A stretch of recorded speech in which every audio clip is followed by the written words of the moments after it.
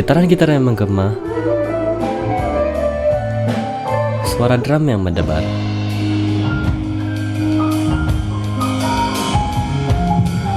dan harmonis yang dihasilkan penampilan band.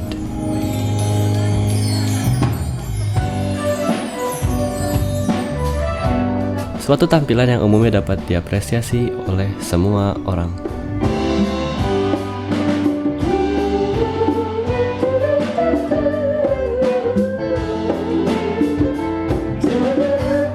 Musik adalah sebuah karya cipta yang memiliki suara atau bunyi yang memiliki nada, irama, dan keselarasan. Elemen ini sudah menjadi bagian dari kehidupan dan perkembangan manusia sejak 35.000 tahun yang lalu.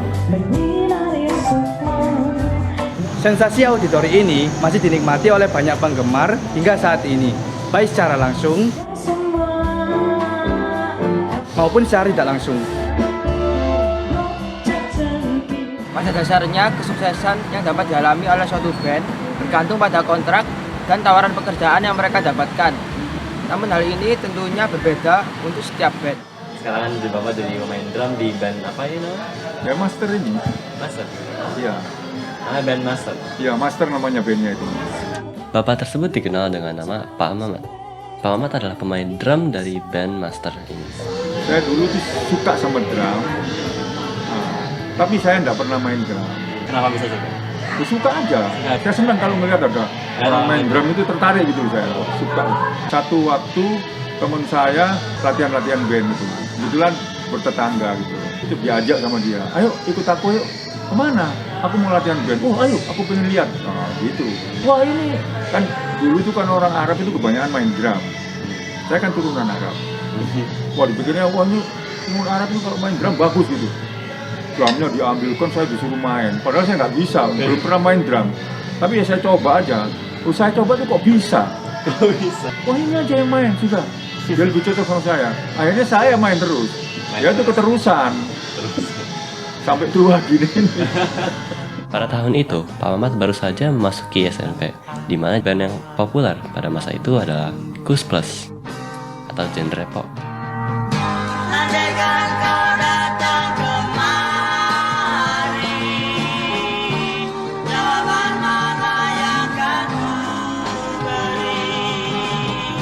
Bapak main genre apa dari awal? Oh campur, pop, hip hop. Kita kan dulu masih boomingnya Kus Plus itu, Kus Bersaudara itu. Udah tahun-tahun 70-an sekian. 70-an sekian. Kalau saya waktu itu masih SMP kok. Jadi SMP kelas 2. Terus diajak sama teman-teman band sekolah. Dulu itu antar sekolah itu suka dilombakan. Karena dari sekolah ini ngeluarin bandnya sendiri ya. Nanti mana yang juara gitu. Nah dari situ terus mulai kan dari mulut ke mulut. Nggak seperti sekarang kan gampang komunikasi. Kalau dulu kan sulit. Ya, dulu nggak ada HP. Nggak ada HP, ya toh. Ya. Koran pun kalau kita nggak ada yang ngeliput ya nggak bisa, nggak tahu ya kan. Ya dari mulut ke mulut aja. Ya kita banyak tampil, ikut festival ini nanti kan dilihat itu apa itu ini diajak gitu. Masa emasnya ya bisa. Oh bukan, kalau masa-masnya itu malah tahun 2000 ke atas. 2000 ke atas. Ya 2000-an itu lah. Kalau menurut Bapak sendiri masa-masa emasnya pas kapan? Padat. Kita nggak main, tiap hari main. Pernah kita main itu semalam reguler itu 3 tempat. Jadi bukan mulai pagi loh, atau sore ya, enggak. Mulai malam jam 8 itu kita main 3 tempat. Jadi kita rata-rata sampai rumah itu sekitar jam 2-an. Dulu itu kita main di KMI itu jam 8 sampai jam 8 setengah 9 sampai jam 10. Nah, sampai jam 10 malam ya. Istirahatnya kita itu disuruh show di LCC. Ya, LCC itu kepunyaannya Elmi juga itu. Jadi satu company itu. LCC itu di Gedung Doro, night club itu. Ya, itu kita main di situ show 1 jam. Terus balik lagi ke KMI di Elmi, kita lanjutkan sampai jam 11:30. Selesai, kita makan dulu. Ya makan dulu, dapat makan kita di hotel itu. Jam 12:30 kita show lagi di The Boss namanya. Nah itu show lagi 1 jam. Sampai jam 2. Jam 1 sampai jam 2 lah, mulai kira-kira jam 2 setengah 3 lah. Tahun-tahun 2000-an itu, waduh itu nggak pernah berhenti itu. Itu bertahan berapa lama? Cukup lama. 6 bulan sampai 3 bulan? Oh jangan, bukan 6 bulan, tahun. Tahun kita main itu. Iya, setiap hari kayak gitu? Iya, luar biasa waktu itu kita. Booming dulu. Dan kita nggak pernah cari job, outlet yang cari kita. Nah. Selesai itu terus kan kita kan makan-makan di coffee shop. Jadi mereka datang ke coffee shop. Oh, nyamperin kalian. Nyamperin kita, lagi dia istirahat. minta jadwal kita ngisi di sini tempatnya dia, di Laga, di mana, di Kalos, banyak tempat gitu. Nah, itulah hasil wawancara pertama kita dari narasumber pertama, Pak Mamat dari Bandmaster yang memulai karir bandnya pada tahun 1970-an. Bagaimana dengan seseorang yang memulai karir bandnya pada generasi selanjutnya? Berikut adalah narasumber kedua kita, yaitu Kak Jo dengan usia 38 tahun. Beliau memulai karir musiknya secara serius pada SMP kelas 2, sama seperti Pak Mamat. Kenapa Anda menekuni di dunia musik? Karena emang keturunan dari orang tua suka musik. Aliran pertama kali saya suka keroncong dari kecil. Emang keturunan orang tua dari keroncong. Tapi aliran apa yang populer pada masa itu? Tahun 90-an ya genre-genre pop seperti Westlife segala macam seperti itu. Saya belajar musik itu belajar otodidak dari kelas 2 SD. Baru terjun benar-benar di dunia musik, kerja di musik itu waktu SMP kelas 2. Perjalanan ya jatuh bangun. Ya seperti roda berputar. Ada di satu titik kejenuhan itu pasti ada. Tapi ketika aku belajar untuk fight dan tekun itu ada aja bisa untuk aku dari nol, dari buat genre lagu, aransemen, lagu, lirik, dan sampai bisa dikenal di Jakarta segala macam, ya banyak proses yang aku jalani. Keluh kesah apa kakak selama berada di dunia musik? Keluh kesah nggak ada waktu buat keluarga, karena lebih banyak di dalam studio atau di out, waktu live konser segala macam, saya bergerak di belakang layar gitu.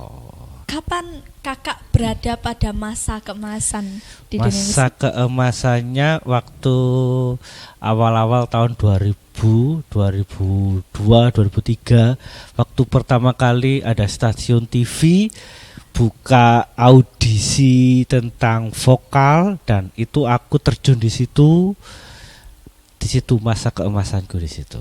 Apa yang membuat kakak bertahan berada di dalam dunia musik ini? Emang jiwa musik dari keturunan itu ada, jadi mau gak mau ya lahir dengan sendirinya, ya sampai saat ini bertahan. Baik, kemudian menurut kakak apa sih itu musik? Musik itu ya pribadi orang-orang sih. Kalau menurut aku pribadi, musik itu adalah jiwa hidupku. Aku hidupku di musik, kerjaku di musik, bahkan semua apa yang aku hasilkan saat ini semua dari musik. Wah, luar biasa. Kemudian menurut kakak, ketika mendengarkan musik itu lebih baik mendengarkan secara langsung seperti live atau tidak langsung melalui aplikasi-aplikasi tertentu? Tergantung sikon. Kalau biasanya aku naik kendaraan atau roda 2, roda 4, aku pakai ear. Tapi kalau live konser ya aku cari speaker dengan arah yang di tengah. Jadi contoh speakernya kanan kiri, aku ambil yang di tengah-tengah. Seperti itu. Supaya gendang telinga kita juga nggak pecah tuh. Siap Kak. Kemudian menurut kakak aliran apa yang paling populer pada saat ini dan apa aliran yang kakak suka? Aliran saat ini yang untuk tahun-tahun ini di Indonesia kayak dangdut, K-pop sudah mulai pudar. Tapi kalau aku pribadi aku suka genre pop rock. Pop rock itu sesuatu yang enak didengar karena low-nya dapat, high-nya dapat, sekuensinya juga dapat. Selanjutnya kita lanjut pada narasumber berikutnya, yaitu Kak Bray. Beliau berusia 18 tahun dan berasal dari Surabaya. Kak Bray sendiri memulai karir musiknya pada saat ia menunjang kuliah. Kenapa Anda menekuni di dalam dunia musik? Sebenarnya jawabannya cukup panjang, tapi di sini saya singkat saja. Yang pertama tentu karena passion saya di bidang musik, karena saya ingin berkarya lebih banyak lagi sih.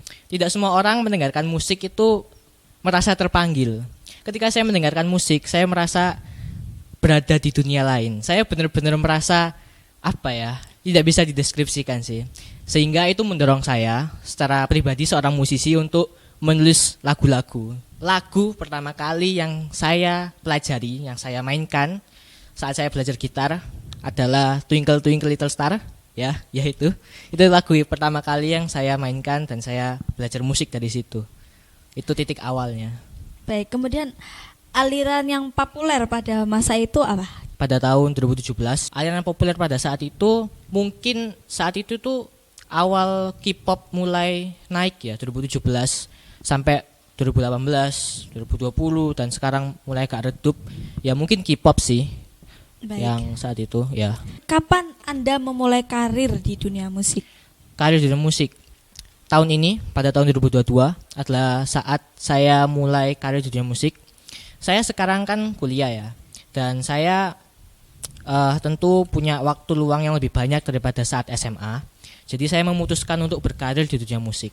Jadi ya di tahun ini saya menulis lagu, kemudian buat hal-hal yang berbau dengan musik. Pokoknya bagaimana saya juga bisa dapat income dari situ ya di tahun ini. Bagaimana perjalanan Anda selama berada di dalam dunia musik? Wah, perjalanan saya naik turun, khususnya di tahun ini dan mungkin 1 tahun di belakang. Di awal-awal saya mulai bermusik ya di 2017, saya kan cuma main-main, saya cuma belajar saja. Itu ya flat aja, saya hanya belajar. Tapi seiring dengan berjalannya waktu, saya kuliah, saya butuh uang juga. Saya pernah sampai sempat mengamen di pasar, di komplek-komplek, yaitu titik terendah saya. Puji Tuhan sekarang sudah sedikit lebih naik. Saya sudah bertemu dengan seorang guru musik, saya belajar lebih banyak lagi ya. Naik turun lah intinya. Kemudian keluh kesah apa selama Anda mendalami dunia musik? Keluh kesah. Sebenarnya sih ya banyak mengeluhnya sih, tapi tidak saya rasakan. Ya, keluh kesah ya ada, tapi ya udahlah. Kalau namanya memang passion ya, mengeluhnya sedikit, bersyukurnya banyak. Kapan Anda berada pada masa emas atau masa kejayaan? Masa emas tahun ini saya belajar musik sendiri otodidak dari tahun 2017. Sekarang saya bertemu dengan guru musik yang profesional, benar-benar lulusan sarjana musik nih. Saya bahagia benar-benar bisa belajar. Di tahun ini juga saya mendapatkan panggung pertama saya di gereja. Di tahun ini juga saya bersyukur banyak pelajaran yang juga saya dapat. Saya menulis banyak lagu di tahun ini ya. Di tahun ini adalah puncak dari karir saya. Apa yang membuat Anda tetap bertahan di dalam dunia musik? Karena kecintaan saya akan musik itu sendiri. Saya benar-benar cinta akan seni dari musik ini. Menurut Anda, apa sih itu musik? Musik itu adalah sebuah seni di mana kata-kata tidak dapat menjelaskan apa yang kita rasakan. Terkadang kalau kita sulit mengatakan sesuatu, musik bisa jadi puisi untuk menyampaikan perasaan kita. Kemudian menurut Anda ketika mendengarkan musik, lebih baik mendengarkan secara langsung seperti live atau tidak secara langsung seperti menggunakan aplikasi-aplikasi tertentu? Saya sih nggak pernah ya lihat konser live, itu nggak pernah. Saya datang ke konser juga nggak tahu experience-nya seperti apa. Tapi kalau teman-teman mau mendengarkan musik yang benar-benar ngeneh banget, benar-benar kena dalam diri kalian, ya ke kamar, matikan lampu, kunci pintu, pasang headset, buka Spotify atau YouTube musik, I don't know, sembarang teman-teman. Itu akan jadi sebuah experience yang benar-benar teman-teman rasakan sendirilah. Menurut Anda, aliran apa yang paling populer pada zaman ini? Di era sekarang mungkin yang saya lihat ya hip hop mungkin, K-pop mungkin, ya mungkin itu sih. Baik. Saya kurang terlalu mengikuti. Menurut Anda aliran apa yang Anda sukai pada saat ini? Susah saya mendeskripsikannya. Pokoknya kalau lagunya enak ya saya suka gitu aja. Saya seorang pendengar musik, tetapi saya tidak memiliki sebuah kesukaan sendiri. Menurut saya semua musik itu bagus, semuanya itu adalah seni.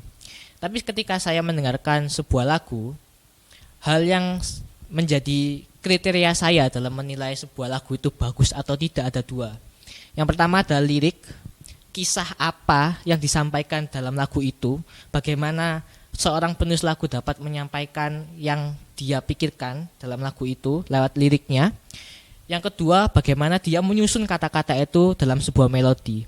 Sebuah lirik yang tepat dikombinasikan dengan sebuah nada-nada yang tepat juga akan menghasilkan sebuah karya yang sangat indah.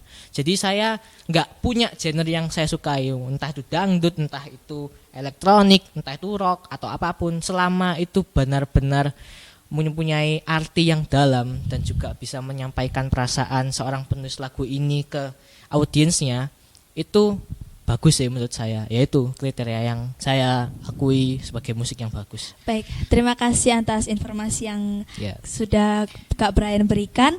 Sekian Sama-sama. dari kami, terima kasih.